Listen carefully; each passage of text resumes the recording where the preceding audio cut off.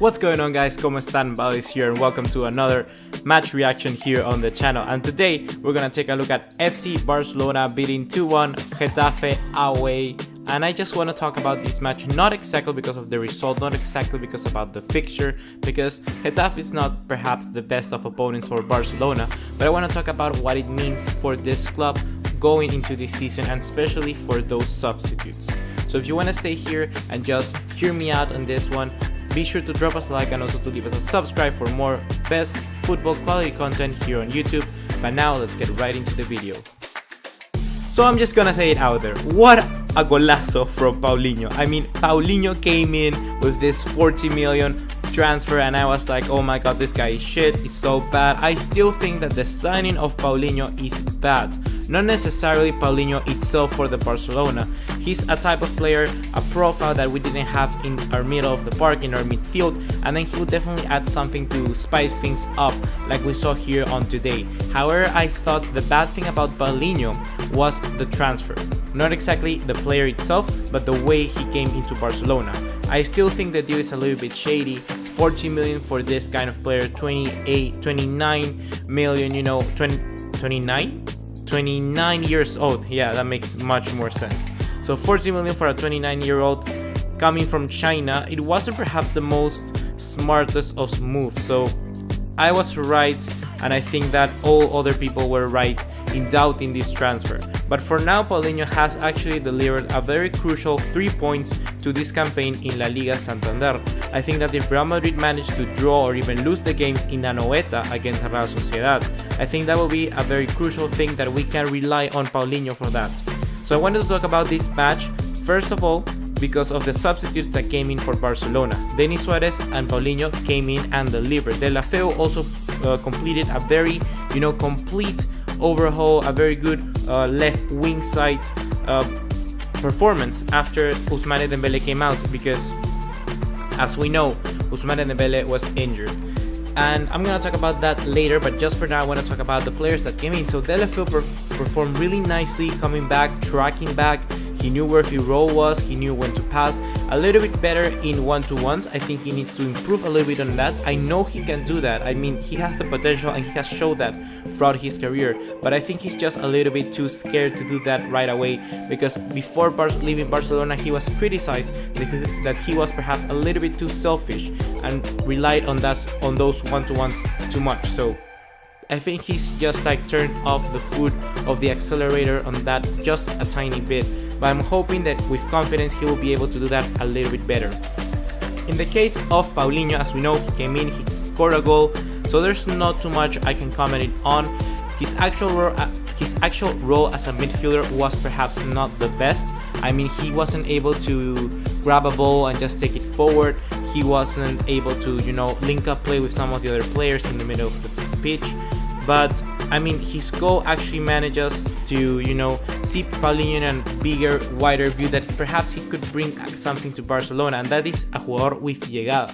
A jugador with llegada in Spanish is what we mean, a player that can just out of nowhere get a spark and get a goal, a midfielder with goals in that. That's what Paulinho brings to Barcelona. Perhaps Paulinho may not be the best player to control the match for the start against someone like Juventus, but will be able, that kind of player, to break the lines down when you're getting into those 30 minutes onwards. I actually thought that Paulinho could have been brought a little bit sooner, because as we know, Getafe were actually getting more shots in than Barcelona on the second half, so that's something that I was pretty scared about. And then he came in, the man who I think actually changed the game completely, and that was Denis Suarez. Denis Suarez for now for Valverde is actually the substitute to the substitute of Andres Iniesta. The first substitute into the mind of Valverde is Andre Gomez, and then is Denis Suarez. But Denis Suarez was called up for this match, and I just knew that if he was called up for the match, wouldn't be for nothing, so I knew he would be coming in.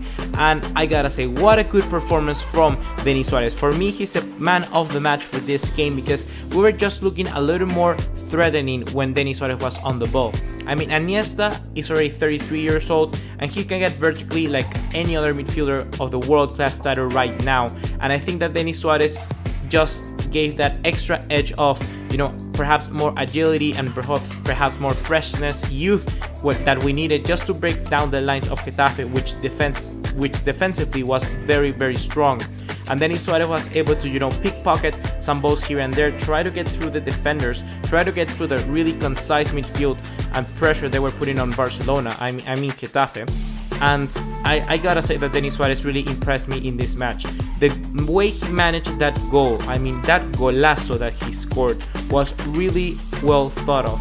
He first saw the ball coming in, he took one touch and then shoot right away into the opposite side of the goalkeeper. That's actually a lot of, smart thinking in the moment that really takes some serious iron balls to try and score that goal, because if he would miss that, it would be just a laughing stock, because he was in open net. He could have gone for the low shot, but he decided to go to the top left corner, which could definitely bring Denis Suarez a little bit more, surprising factor, because that way he scores his goal really made me jump out of my seat and just watch and stare in the TV and say, oh my god, Denis Suarez, you're a talent.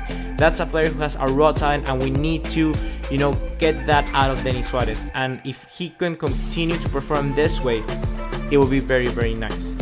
I also got a strength that, for me, Denis Suarez, out of all the players that were sitting in the Barcelona bench or even back injured, perhaps like Rafinha or Arda Turan, I could say that he was a midfielder I would be more happy to let go. But after seeing the way he performed this match, and perhaps seeing in some few matches here and there where he can also do that sort of thing and impact the game, I gotta say that I would like Denis Suarez to stay. So I can definitely raise my hands up and say that I made a mistake, criticizing Denis Suarez in the past, and now I'm gonna give him a second chance, because he has really, changed something about his mind. I thought that he was going to go to Napoli by the end of the transfer window, but then he decided to stay and play for his role, and that's something that we can see that today and appreciate that he's wearing the Barcelona shirt. Because if he's wearing the Barcelona shirt, no matter what player is behind that shirt, I'm gonna support that player. So I'm really happy that Denis Suarez decided to stay, and I'm gonna raise my hands up and say sorry for criticizing Denis Suarez in the past. Something else I just really wanna touch upon is that this Barcelona squad seems to be very, very different from the last year, and not perhaps between of the first 11, or I don't know, perhaps the manager just still, but I'm gonna talk about the substitutes. The substitutes have been actually performing for Barcelona. The new signings have been performing, something that last season didn't happen. The only players that I would say needs to, prove something now to the squad that we can rely on them is Andre Gomez a little bit, because I think he did a very nice job against Espanyol, and also before one match, I don't know which match was it, and he also performed very nicely. Paco Alcácer needs to prove also again, but in the likes of Nelson Semedo, the likes of Denis Suarez, the likes of Deulofeu, Ousmane Dembele, all those different players that have come in, Paulinho as well, they all have impressed. And if we have a bigger squad that we know we can rely on, then we're basically at a similar level to Real Madrid.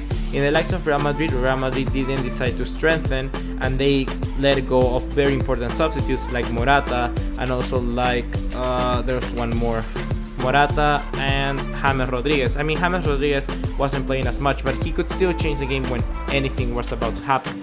So in that sense, I think Barcelona are having a better season than Real Madrid, but it's just too easy to tell. So if you have enjoyed this video, guys, please remember to drop us a like and also to leave us a subscribe, and I'll see you in the next one. Take care, ciao.